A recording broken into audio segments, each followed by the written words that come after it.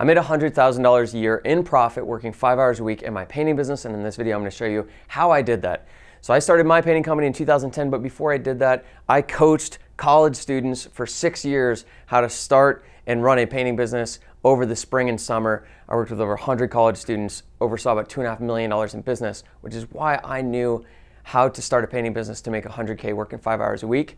Since 2010, I've worked with hundreds of painting contractors, helping them start their business or grow their business and make money fast and early. So this is what I've been doing for 18 years, and I'm gonna show you exactly how I did it. So in this video, I'm gonna break down for you year 1, year 2, year 3, exactly how I made 100 grand in profit on my painting business, doing it in 5 hours a week, and how you could do the same thing. The way that we're gonna go through this is first, I'm gonna show you exactly what it looked like in year 1. How did I actually start this business? What did it look like in year 2, year 3? So you can see that trajectory, and then we'll fast forward to today, like what does that business look like today? And I'm gonna also share with you at the end some of the really important lessons and mistakes, because while that sounds really enticing to be able to make that kind of money in that many hours, there were some really critical mistakes I think I made, and it's why I don't actually teach people to do it the way I did it, because if I went back in time, I would have done it a little bit different, and that's why I have a lot of people I work with who are doing a lot better than I am.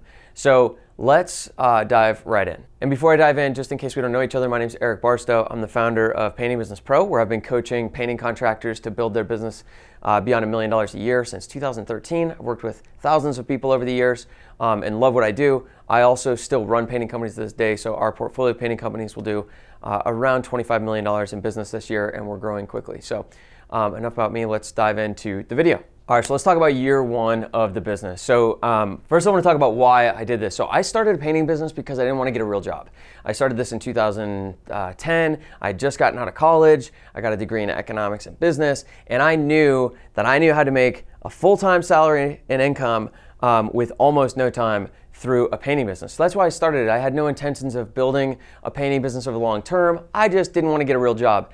And I knew this would allow me to travel, to make all the money I need, and allow me to pursue other business opportunities while I made all the money I needed from my painting business. So that's why I actually started it. So I wanted to start it in a way that I would make all the money I needed with as little time as possible. And so that was my goal at the time. So how I set this up is I had Ben who came on board. I knew Ben from college, and Ben needed a job and needed to make some money. So I brought on Ben at the very beginning of 2011. So I actually started the business in 2010, right at the very end of the year, and did like 4 or 5 jobs, like very little, just to make some money. And then we really started, our first full year was in 2011. So Ben came on, and I paid Ben 20%.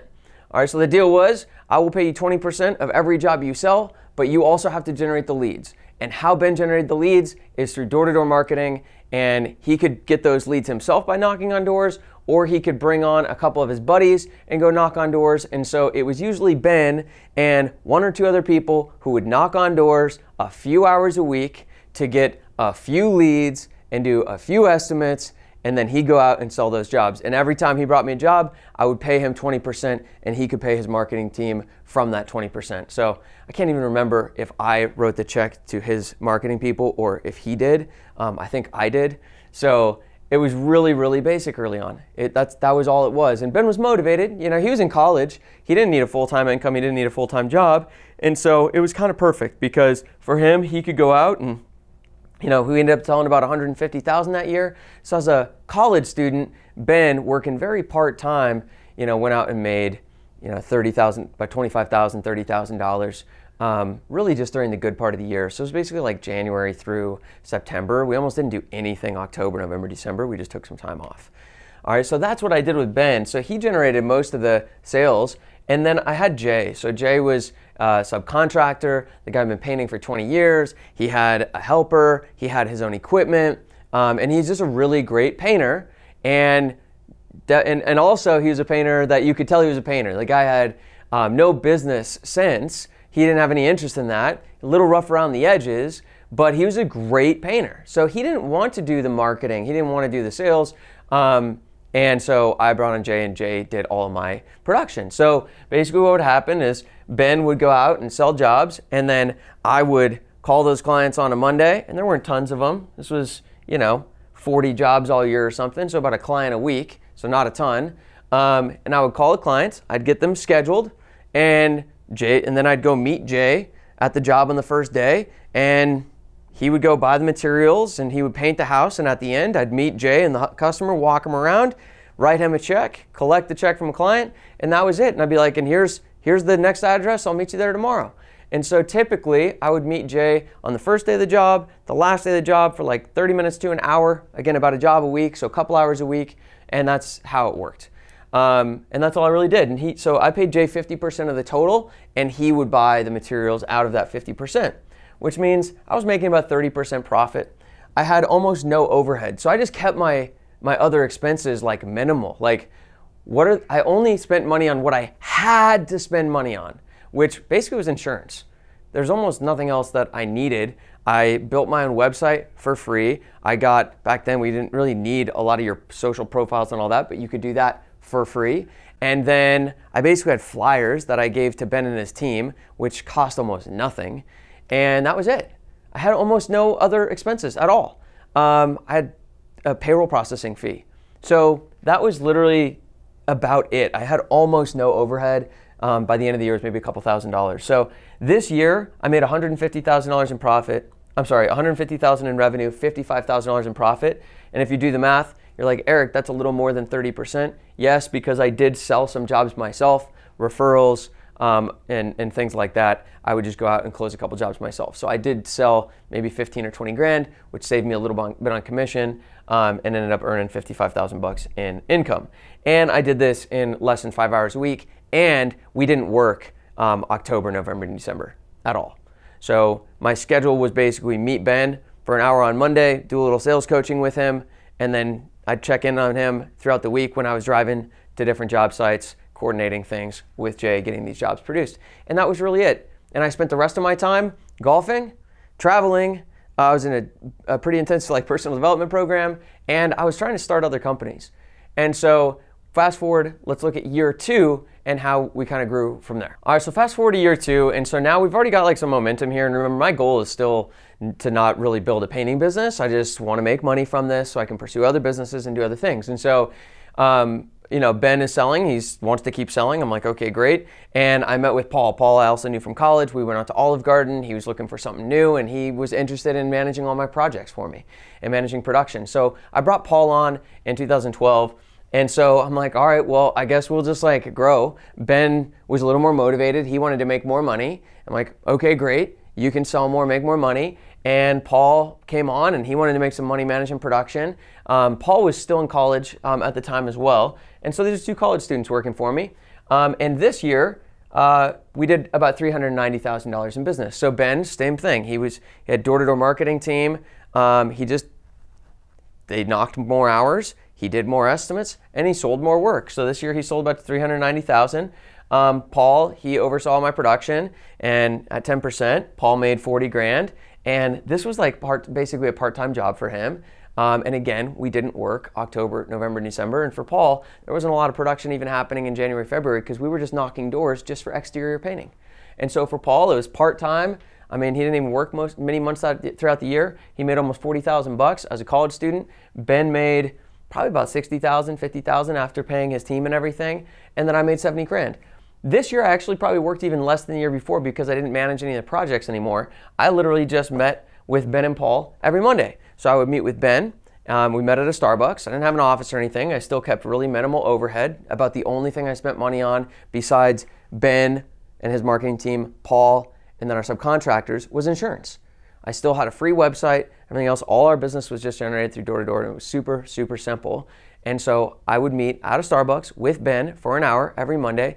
He would hand over, because back then we didn't have all the CRMs and all the stuff, he would literally hand me his written contracts in a folder that he made that had all the job notes and all the promises, and he would leave Starbucks and give Paul a high five on the way out. Paul would sit down, and I would hand Paul all the jobs, and I'd go through them with him, and I'd just look at his schedule, and I'd give some coaching to Ben and Paul.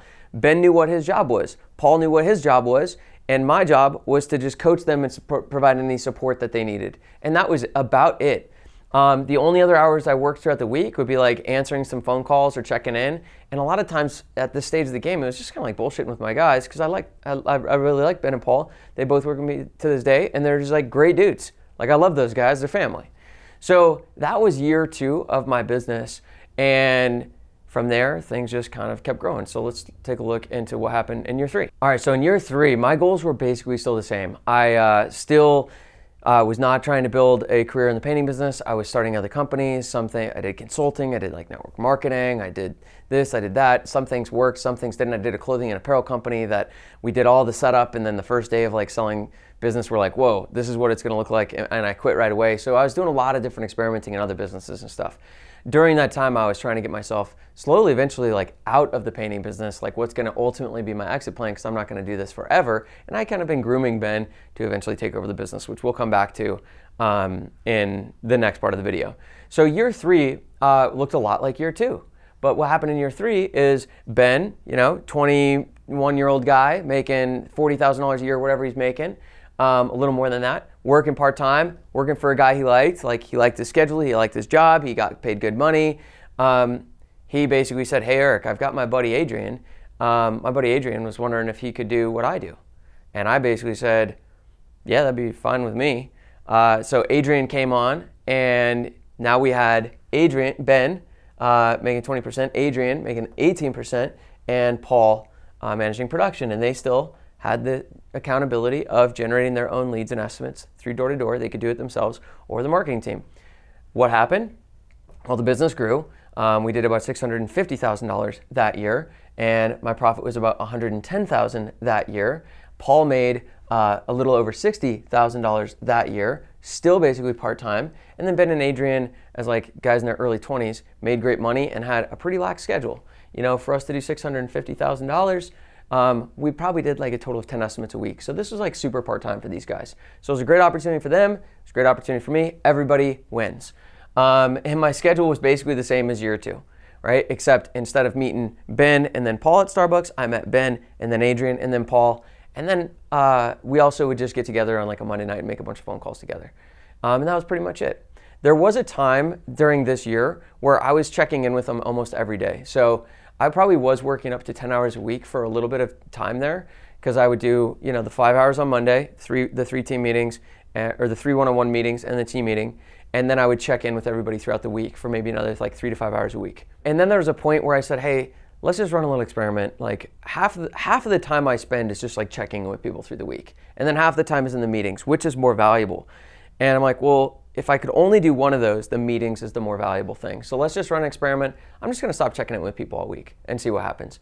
And what happened was nothing. Nothing changed. I just cut those hours out. And so I went back to just 5 hours a week.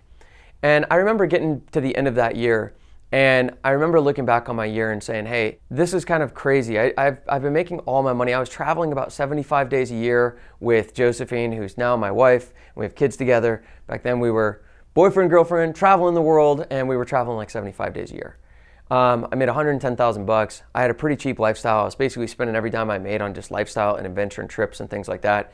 And I was like starting some other companies, but I had a lot of free time. And I looked back on my year here, and I had a little bit of regret. I said, hey, it was really nice, golfing 13 days in a row in August with my buddy Shane, which was real. And it was really nice taking all those trips. But the truth is, I could have done all of that still and worked 10 hours a week and probably grown this business. And I could have had more money, a bigger business, a better foundation for the future. And I would have been more fulfilled. I actually didn't like working that little. And so this was the time, it was 2013, when I decided, you know what, I'm gonna put more into this. I'm gonna stop trying to get out of the painting business, and I wanna actually focus more on the painting business. For 3 years, I had been chasing other business opportunities, looking for home runs, looking for big opportunities. And then it just struck me one day, and I said, hey, there's a huge opportunity in the painting business. This is a $100 billion a year industry. There's like no big companies out there. A lot of the competition is pretty weak. I've been doing this a decade. I know it inside and out. I know it really well. And it's been making me all of my money without putting any effort into it. What am I doing? So that's when I decided to go all in on the painting business. But that is also when Ben had earned the role I was creating for him, which was to take over the business. So ironically, both those things happened at the same time, which leads us into, what happened next. And so what happened next is Ben took over the business. I actually gave Ben half of the ownership in the business. I just gave it to him because that's what I was promising him, because I was trying to get out of the business. And so I gave Ben half the company, and let me show you what happened once he took over. All right, so the very next year, Ben took over half the business, and he grew the business to over $1 million a year. We made over $220,000 in profit that year, which means Ben, as a 22 or 23-year-old guy, owned half of $1 million company and made over $100,000. And he still did this where we didn't work a few months in the winter. I went from working 5 hours a week to even less than that, because Ben ran everything at that point, and I still made about the same money. And so I had obviously a lot of time. I already had a lot of free time, but I had a lot of free time to go and start what was next. And so that's when I started Painting Business Pro, to start coaching other people to do this. Essentially, at the beginning of Painting Business Pro, I said, hey, I'm just gonna help people start a painting business and create freedom. Like, that was it. That's why I did it. I wanted to help other people do that. That's what it was all about for me. And then as our business grew over the years, from $1 million to 1.4 to 1.6 to 2.1 to 2.3 to 2.8 to 3.3 to 3.8 and so on, now we do over $7 million a year. We make over $1 million in profit. But that's not our only business. So Ben has also become a partner with me in our National Painting Group, which is our portfolio of companies. And since 2014, we have started or acquired 24 painting companies together. He's done a ton of the training and worked with me on a lot of that. We have sold some of those companies. We have closed a lot of those companies because we failed a lot and screwed a lot of things up with our partnership model. And we also have 8 companies that we run to this day that do over 25 million, about 25 million this year in revenue, up from about 17 million last year. So we're just getting going with that. And so this is basically what's happened from that one little company that I started. And doing that with Ben created really a foundation for me to go and launch Painting Business Pro, and then launch all these other partnerships that we started doing since then. All right, so now I want to transition into some of the mistakes I made and the downside, because I think some people might be listening to this and say, man, that sounds really awesome, which is good, but I want to make sure to highlight the mistakes I made and the lessons I learned along the way, and what I would do differently if I could go back in time, or if you're going to go and do something like this, what I would suggest that you do differently, or at least look out for. All right, so most of the time I'm going to focus on the mistakes on years 1, 2, and 3.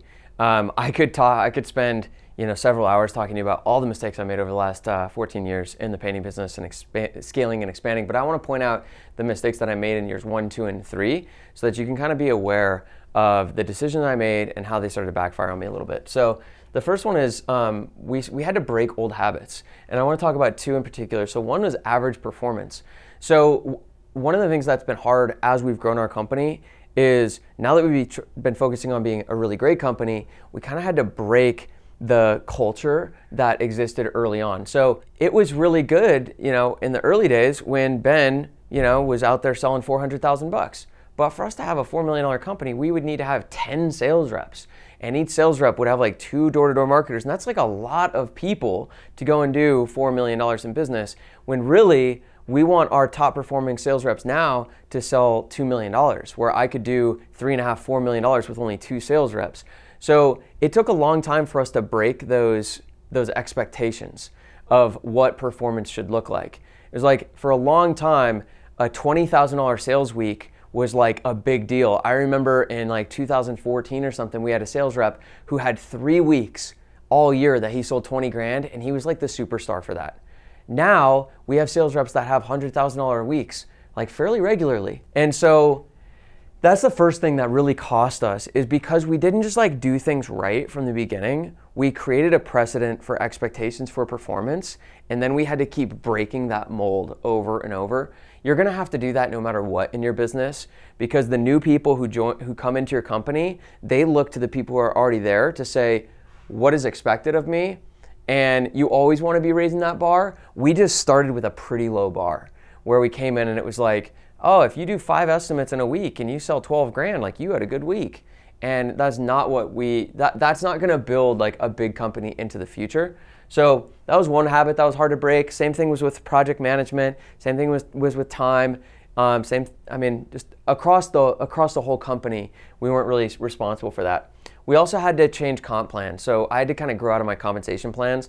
In years 1, 2, and 3, I mean, it was really easy to say, hey, Ben, 20%, and hey, Paul, 10%, and hey, subcontractor, 50%. I'm just going to take my 20 minus a little bit of overhead. But the problem is that when you start to grow and scale, you can't pay those high percentages. And you don't need to. You know, I don't need to be paying a 15% sales commission to a sales rep that's selling $2 million a year, right? So number one, you can't pay these high percentages over time. And so it was kind of hard for us to like work our way out of those, because you can't just go to Ben and say, hey, Ben, we're doing our business different now, so now you get paid 12% instead of 20. It's like massive pay cut, right? So instead, we basically had to wait until certain people quit or left, like Adrian eventually left and did his own thing, and Ben eventually promoted out of sales, so he wasn't on that sales compensation plan anymore. And Paul, eventually we transitioned into like a salary role and overseeing other project managers, and he ended up having a small percentage of ownership in the company as well. So that's the first mistake I think we made, and something for you to just be aware of is, what are the precedents that I'm setting in my company, and is that going to be creating problems for me downstream? Because we don't want to do that, and that's why I teach now, when I train people, I teach you to make sure that you don't do that. All right, so let's make sure that the performance is really good at first, and we set the right expectations at first, and people are performing really well at first, and that's why so many people I coach are running circles around me and what I did. So we have people now, like in their early 20s, that are doing $1 million a year in business super profitably and actually have a healthy foundation, rather than we got to $1 million, but it was kind of a mess. We did it super inefficiently, we were overpaying people, and so even though like the number looked good, the way we had built it was not a foundation to get to 2 or 3 million. We had to like fix a lot of things, which really slowed down our growth. The next big mistake, which these are all kind of tied together, was we didn't do it right from the start, which I think is, you know, if I had done it right from the start, like I wasn't so lazy in the early days, not like I was so proud to like not put any time in, and I wasn't trying to be in the painting business, but in hindsight, that was a huge mistake. I should have said, hey, if I'm gonna do a business, do it right, period. Because doing it right wouldn't have taken me much more time, but it would have made me a lot more money then. And by the time 2013 got around, we would have had such a stronger foundation. We probably could have gotten to the 7 million we're doing now, like 3 years sooner or 4 years sooner.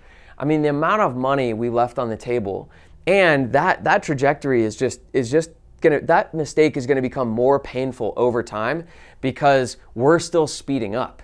And so I think making sure that we do everything right the first time is a really big deal, that we train people really well, that we set the right expectations, we create the right compensation plans, we bring on the right people. For example, we want to make sure that before we bring on other salespeople, our sales is really strong. And when we do bring on a salesperson, we're bringing on one and we're getting that person really, really good before we bring on another. I basically had Ben and Adrian, who were both decent at sales, and then they were just playing the numbers game, bringing a bunch of people on, rather than like really getting damn good at what we were doing. All right, so I think that cost me dearly. I think it's probably cost me truly like millions of dollars over the last decade. And there really wouldn't have been a downside. Like I would have put a little bit more time in, but for the amount of time I would have put in and the amount of money I would have came out, that time would have been some of the most valuable time I would have invested in my business. And then this third one, this starts to tie in a little bit to our growth, but we tried to scale way too early in two different ways. One, we tried to scale our existing operation, like Foothills Painting, too early. Like we waited way too long to get really, really, really, really, really good at our production process. Like amazing customer experience. If we would have done that early, and we would have gotten better at sales early, and we would have gotten better at marketing early, rather than just trying to like play the numbers game, we would be way better off. So what we did in like essentially it was like 2013 to 2017, was we just tried to grow by doing more of everything. All right, let's hire more people to do door-to-door, more people to do sales, and more people to manage projects, and bring on more subcontractors. And you know what? We grew. But that only will take you so far. And so sometime around 2017, we were like hitting our head against the wall, and we're like, what are we doing? Like we can't just grow like this forever. It's just not a healthy way to do it. We need to get better. We not do more, we need to get better. And I think that we try to scale too early with doing more instead of focusing first on being better. which you can see that ties in to this and it ties into this, is it's like get things right from the beginning and it will feel like you're moving a lot slower, but you're creating a foundation to move way faster later. The second way that we tried to scale too early is we tried to open more locations. So when Foothills Painting was doing like $2 million a year, that's when we started opening more locations. So I started taking, my energy supporting Ben, which wasn't, I was like, you run that. All right, well, I need something to do. I'm gonna go start other companies. What would have been way better for me to do is say, hey, I'm actually just gonna jump in, Ben. Like, I'm gonna help you build the heck out of Foothills Painting. Let's get this business to 5 or 6 or 7 million a year so we have a better model and then we can scale. Like, let's get this way more dialed before we add locations. We tried to add locations way too early. And some of them worked out. Some of them are like business partners to this day. One of them is Elkhorn Painting with Hunter, who he does stuff at Painting Business Pro. He's taking over as the CEO of National Painting Group. His company Elkhorn is smashing it. So it's not like it was all bad, but we also had a lot of failures in there. And I think a big part of it is we were trying to grow broad. We were trying to grow more locations way too early. And that cost me millions of dollars in years of growth. So hopefully there's a couple lessons in here that you can take for yourself. And I hope you found this valuable, and we'll see you in the next video.